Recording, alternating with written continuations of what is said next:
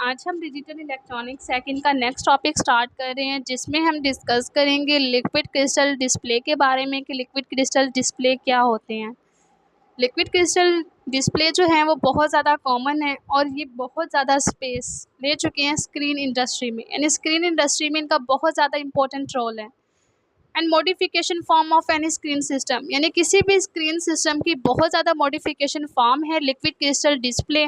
Replace the use of cathode ray tube, यानी पहले जो है डिस्प्ले के लिए कैथोड रे ट्यूब को यूज़ किया जाता था, लेकिन कैथोड रे ट्यूब की कुछ डिसएडवांटेजेस की वजह से, यानी इसमें पावर बल्कियर था, लार्जर इन साइज होते थे, हैवियर होते थे, इवन कॉस्टली होते थे, पावर कंज्यूम बहुत ज़्यादा करते थे। तो इन डिसएडवांटेजेस की जो रिप्लेसमेंट की गई वो लिक्विड क्रिस्टल डिस्प्ले है, यानी लिक्विड क्रिस्टल डिस्प्ले ने इसकी स्पेस ले ली है, इसकी जगह ले ली है। ये इतनी ज़्यादा मॉडिफिकेशन फॉर्म है किसी भी डिस्प्ले सिस्टम का। बेनिफिशियल की बात करें तो इसमें पावर कंजप्शन जो है वो बहुत कम होती है, ये कंपैटिबल होती है विद मॉस इंटीग्रेटेड सर्किट, यानी जब हम मॉसफेट की बात करते हैं, मल्टी ऑक्साइड सेमीकंडक्टर डिवाइसेस की बात करते हैं, तो वहाँ पर क्या किया जाता है इंटीग्रेटेड सर्किट्स में, ये बहुत ज़्यादा कंपैटिबल रहती हैं इन इंटीग्रेटेड सर्किट्स के साथ। इनके अलावा इसकी कॉस्ट जो है वो बहुत कम होती है और ये गुड कंट्रास्ट के साथ वर्क करती हैं। बेसिक स्ट्रक्चर की बात करें तो अगर हम लिक्विड क्रिस्टल डिस्प्ले को ड्रॉ करना चाहते हैं तो हम क्या करेंगे, thin layer of liquid crystals लेंगे जिसे हम सैंडविच कराएंगे किसी भी दो गिलासेस शीट के दरमियान, और उन गिलासेस शीट में जो होंगी वो क्या होंगी, वो ट्रांसपेरेंट इलेक्ट्रोड्स के साथ प्लेस की जाएंगी, जो डिपेंड करेंगी इस टाइप ऑफ सेल पर। उनमें जो टाइप ऑफ सेल होगा उसमें से कुछ जो होगा सेल वो रिफ्लेक्टेड होगा और कुछ पार्शली रिफ्लेक्टेड होगा, यानी कुछ में से लाइट नहीं पास होगी और कुछ में से लाइट पास होगी। इसके अलावा no illumination of its own, यानी ये खुद ब खुद वर्क नहीं करती, इनको वर्क कराने के लिए एक्सटर्नल पावर की ज़रूरत होती है, एक्सटर्नल सोर्स रिक्वायर होता है इनकी वर्किंग के लिए।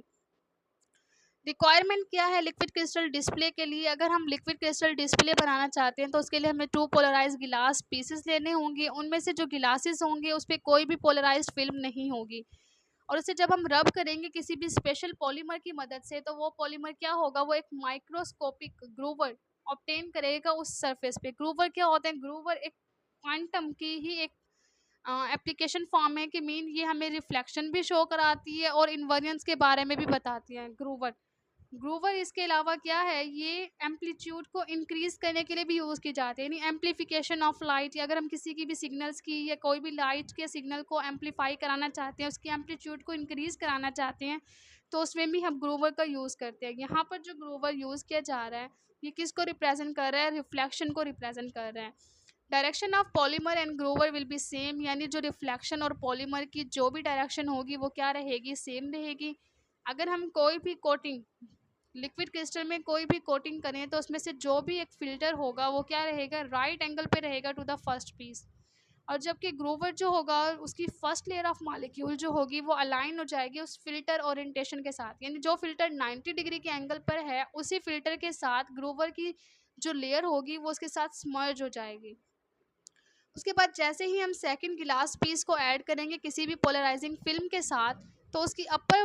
मोस्ट जो लेयर होगी उसका एंगल क्या रहेगा, 90 डिग्री रहेगा उस वक्त तक जब तक कि फर्स्ट फिल्टर पोलराइज नहीं हो जाता, जब तक उसकी फिल्टर की पोलराइजेशन के पास जब लाइट स्ट्राइक नहीं हो जाती, यानी जब भी कोई लाइट उस फिल्टर पर स्ट्राइक करेगी उसको पोलराइज करेगी, तब तक सेकंड गिलास पीस का एंगल क्या रहेगा, 90 डिग्री रहेगा। तो इस तरह हम लिक्विड क्रिस्टल डिस्प्ले को बना सकते हैं, क्या यूज़ करके, पॉलीमर्स को यूज़ करके, गिलास को यूज़ करके, उनके एंगल को मेंटेन रख के, इसके अलावा उसमें जो मॉलिक्यूल्स ऑब्टेन हो रहे हैं उसमें ग्रूवर की कंडीशंस को मेंटेन रख के हम क्या कर सकते हैं, लिक्विड क्रिस्टल डिस्प्ले को ऑब्टेन करा सकते हैं। लिक्विड क्रिस्टल डिस्प्ले की टू टाइप्स हैं, dynamic scattered display and field effect display. Dynamic scatter display की बात करें तो इसमें क्या होता है, जब भी किसी डिस्प्ले को इनर्जाइज किया जाता है, यानी एक्सटर्नल सोर्स प्रोवाइड किया जाता है, तो इसके मॉलिक्यूल्स इस हद तक इनर्जाइज हो जाते हैं कि वो स्केटर्ड हो जाते हैं डिफरेंट डायरेक्शंस में। जिस तरह हम सोलर लाइट की बात करें, सोलर लाइट से जो भी लाइट आ रही है वो डिफरेंट डायरेक्शन में स्केटर्ड हो रही है। इसी तरह डायनामिक स्कैटर्ड डिस्प्ले में जब इनर्जाइज हो जाता है तो इसकी जो लाइट होती है वो भी क्या हो जाती है, स्कैटर्ड हो जाती है डिफरेंट डायरेक्शन में। और जबकि जो एरिया अनएनर्जाइज्ड होता है जिसमें लाइट नहीं होती वो क्या रहता है, वो बिल्कुल रिमेन सेम रहता है। और अगर हम फील्ड इफेक्ट डिस्प्ले की बात करें तो फील्ड इफेक्ट डिस्प्ले जो होते हैं वो फ्रंट एंड बैक पोलराइजर को ऑब्टेन कराते हैं एट राइट एंगल पर, यानी फ्रंट और बैक को राइट एंगल पर रख के वो एक ऐसे पोलराइजर को ऑब्टेन कराते हैं जिसमें इलेक्ट्रिकल एक्साइटेशन की ज़रूरत नहीं होती, यानी जो भी मॉलिक्यूल्स हैं, जो भी एटम्स हैं, उन्हें इलेक्ट्रिकल एक्साइटेड कराने की ज़रूरत नहीं है। और जो भी लाइट आएगी उस पोलराइजर से वो किस पे रहेगी, 90 डिग्री के एंगल पे रहेगी फील्ड इफेक्ट डिस्प्ले में। इसके अलावा एलसीडी की जो हैं वो डिफरेंट डिसएडवांटेजेस भी हैं। वो डिसएडवांटेजेस क्या हैं कि ये कॉस्टली हो जाते हैं, किस वजह से, क्योंकि ये मोसफेट इंटीग्रेटेड सर्किट्स को यूज़ कर रहे होते हैं। इसके अलावा इनकी जो रिलायबिलिटी होती है वो बहुत कम होती है, ये शॉर्ट ऑपरेटिंग लाइफ रखते हैं। इसके अलावा इनमें पुअर विजिबिलिटी होती है, इनकी स्पीड स्लो होती है मोसफेट इंटीग्रेटेड सर्किट की वजह से। इसके अलावा इनमें एसी डिवाइसेस की भी ज़रूरत होती है इनको ऑपरेट कराने के लिए, यानी अल्टरनेटिंग करंट की रिक्वायरमेंट होती है। और इसके अलावा एक्सटर्नल सोर्स भी प्रोवाइड करना पड़ता है। अगर हम एक्सटर्नल सोर्स ही प्रोवाइड नहीं करेंगे उसको तो एलसीडी जो होगी वो डिस्प्ले ही नहीं होगी, यानी लाइट क्रिस्टल का डिस्प्ले नहीं हो सकता जब तक कि हम उसे एक्सटर्नल सोर्स प्रोवाइड ना करें। तो ये था हमारा आज का टॉपिक जिसमें हमने डिस्कस किया कि लिक्विड क्रिस्टल डिस्प्ले जो है वो किस तरह वर्क करते हैं, हम उसको किस तरह बना सकते हैं, उसका बेसिक स्ट्रक्चर क्या है, उसकी रिक्वायरमेंट्स क्या हैं और उसकी स्पेसिफिक टाइप्स क्या हैं।